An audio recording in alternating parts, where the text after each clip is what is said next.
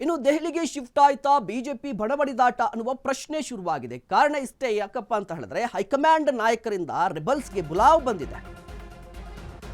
ದೆಹಲಿಗೆ ಶಿಫ್ಟ್ ಆಯ್ತಾ BJP ಬಣಬಡಿದಾಟ, high command ನಾಯಕರಿಂದ ರೆಬಲ್ಸ್ಗೆ ಬುಲಾವ್ ಬಂದಿದೆ. ಹೋಗ್ತಾರಾ ರೆಬಲ್ಸ್ ಅಂತ ಹೇಳಿದ್ರೆ ಡೌಟು.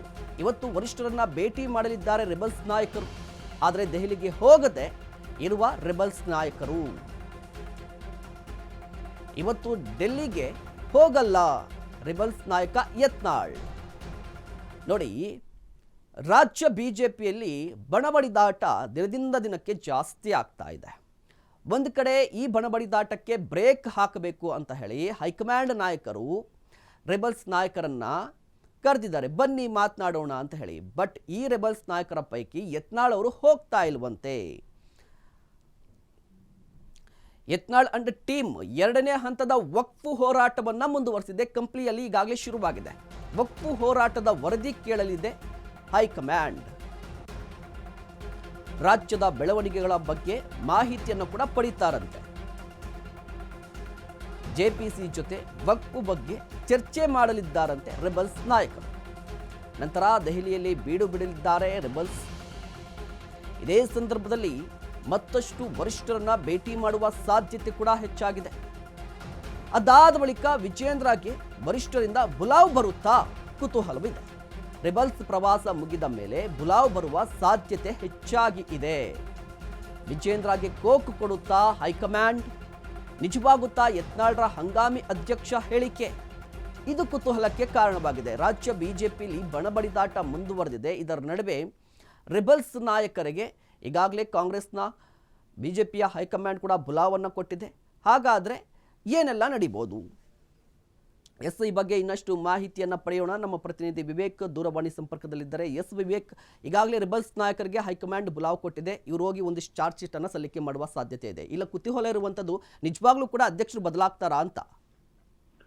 ಎಸ್ ಮಹೇಶ್, ಮೊದಲನೇದಾಗಿ ಹೇಳಬೇಕು ಅಂದ್ರೆ ಒಂದು ವರ್ಷದಿಂದ ಕೂಡ ಬಿಜೆಪಿಯಲ್ಲಿ ಒಂದ್ ರೀತಿ ದೊಡ್ಡ ಮಟ್ಟದಲ್ಲೇ ಬಣ ಬಡಿದಾಟ ನಡೀತಾ ಇದೆ. ಅವ್ರೊಂದ್ ಬಾರಿ ಇವ್ರೊಂದ್ ಬಾರಿ ಹೈಕಮಾಂಡ್ಗೆ ಹೋಗಿ ಬರುವಂತ ಕೆಲಸಗಳು ಕೂಡ ಸಾಕಷ್ಟು ಬಾರಿ ಆಗ್ತಿದೆ. ಮೊನ್ನೆ ಅಷ್ಟೇ ಹೊಸ ವರ್ಷದ ಸಂದರ್ಭದಲ್ಲೂ ಕೂಡ ವಿಜೇಂದ್ರ ಅವರು ನೇರವಾಗಿ ಹೈಕಮಾಂಡ್ ಹೋಗಿ ಭೇಟಿ ಮಾಡಿದ್ರು. ಅಲ್ಲಿ ಅಮಿತ್ ಶಾ ಅವ್ರ ಜೊತೆ ಕೂಡ ಚರ್ಚೆ ನಡೆಸಿದ್ರು. ತದನಂತರ ಜೆ.ಪಿ. ನಡ್ಡಾ ಅವರು ಕೂಡ ಇಲ್ಲಿ ಬಂದು ಇಲ್ಲಿ ಸಾಕಷ್ಟು ಬಿಜೆಪಿ ನಾಯಕರ ಜೊತೆ ಪ್ರತ್ಯೇಕವಾಗಿ ಸಭೆ ಕೂಡ ನಡೆಸಿದ್ರು. ಇದನ್ನೆಲ್ಲ ಹೊರತುಪಡಿಸಿ ಈಗಾಗಲೇ ಇದಾದ ನಂತರ ಮತ್ತೆ ರೆಬಲ್ಸ್ ನಾಯಕರು ಈಗಾಗಲೇ ವಕ್ಫ್ನ ಎರಡನೇ ಹಂತದ ಹೋರಾಟ ಕೂಡ ಪ್ರಾರಂಭ ಮಾಡಿದ್ರು. 2 ದಿನಗಳ ಹಿಂದೆ ಅಷ್ಟೇ ಕಂಪನಿಯಲ್ಲಿ ಕೂಡ ವಕ್ಫ್ನ ಹೋರಾಟ ಮಾಡಿದ್ರು. ಇದಕ್ಕೆ ವಿಚಾರಕ್ಕೆ ಸಂಬಂಧಪಟ್ಟಂತೆ ರೆಬಲ್ಸ್ ನಾಯಕರಿಗೂ ಕೂಡ ಒಂದ್ ರೀತಿಯಾಗಿ ಹೈಕಮಾಂಡ್ ನಿಂದ ಬುಲಾವ್ ಬಂದಿದೆ. ಹಾಗಾಗಿ ಹೈಕಮಾಂಡ್ಗೆ ಭೇಟಿ ಮಾಡ್ತಿದ್ದಾರೆ. ಎಲ್ಲೋ ಒಂದ್ ಕಡೆ ಬರೀ ಇದು ಜೆಪಿಸಿ ಮೀಟಿಂಗ್ ಅಂದ್ರೆ ಜಾಯಿಂಟ್ ಪಾರ್ಲಿಮೆಂಟರಿ ಕಮಿಟಿ, ಈಗಾಗಲೇ ವಕ್ಫ್ಗೆ ಸಂಬಂಧಪಟ್ಟಂತೆ ಒಂದು ಕಮಿಟಿಯನ್ನ ರಚಿಸಲಾಗಿದೆ ಕೇಂದ್ರ ಸರ್ಕಾರ.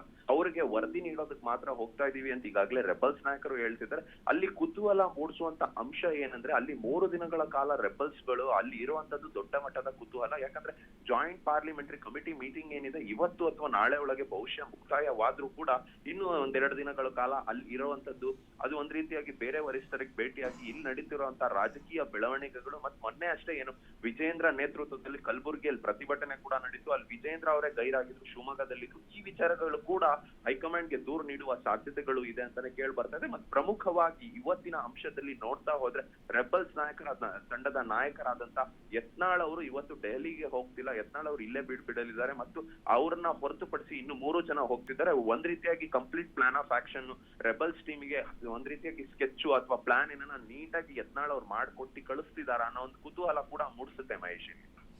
ಧನ್ಯವಾದ ವಿವೇಕ್, ತಮ್ಮೆಲ್ಲ ಮಾಹಿತಿಗಾಗಿ.